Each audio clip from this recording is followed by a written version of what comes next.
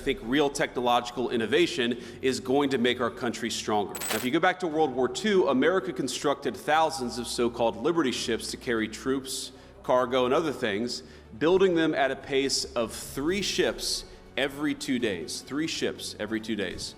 Now, we build about 5 commercial ships across an entire year in the United States of America. And as a result, the United States today accounts for 0.1%, 0.1% of global shipbuilding. China, on the other hand, now makes more commercial ships than the rest of the world combined. In fact, one of Beijing's state-owned firms built more commercial ships just last year than all of America has produced since the end of World War II. So, while we remain the leader in technology and innovation, I think there are troubling signs on the horizon. And I raise all this to ask, does this sound like a regime, I'm speaking of China, that will pass up on the opportunity to use AI or any other technology to advance their own interests and further undermine the interests of their rivals? I think the answer is obvious, and that's why America, we've got to be tech forward. Yes, there are concerns, yes, there are risks, but we have to be leaning into the AI future with optimism and hope, because I think real technological innovation is going to make our country stronger. So deindustrialization poses risks both to our national security and our workforce. It's important because it affects both. And the net result is dispossession for many in this country of any part of the productive process. And when our factories disappear and the jobs in those factories go overseas, American workers are faced not only with financial insecurity, they're also faced with a profound loss of personal and communal identity.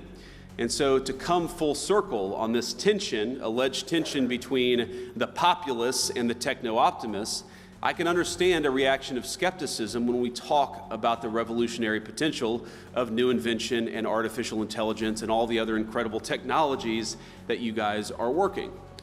But I think that that tension is a little overstated. And so I'm going to come back to what's sort of dividing some of the tech optimists and the populists on our side. I think the populists, when they look at the future, and when they compare it to what's happened in the past, I think a lot of them see alienation of workers from their jobs, from their communities, from their sense of solidarity. You see the alienation of people from their sense of purpose.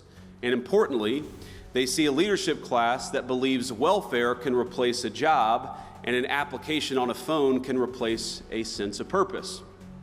Now, I remember a Silicon Valley dinner in particular back when I was in my tech days, where my wife and I were sitting around talking to some of the leaders of the important technology firms of the United States, and this was probably in 2016 or 2017. And I was talking about my real worry that we were heading in a direction where America could no longer support middle-class families working on middle-class wages. And importantly, that even if you had enough economic dynamism to provide the wealth to ensure those people could, afford to buy a house and afford their food and so forth, that even if you replaced the financial element of their jobs, you would destroy something that was dignified and purposeful about work itself. And I remember one of the tech CEOs who was there, CEO, you would know his name if I mentioned it. He was the CEO of a multi-billion-dollar company.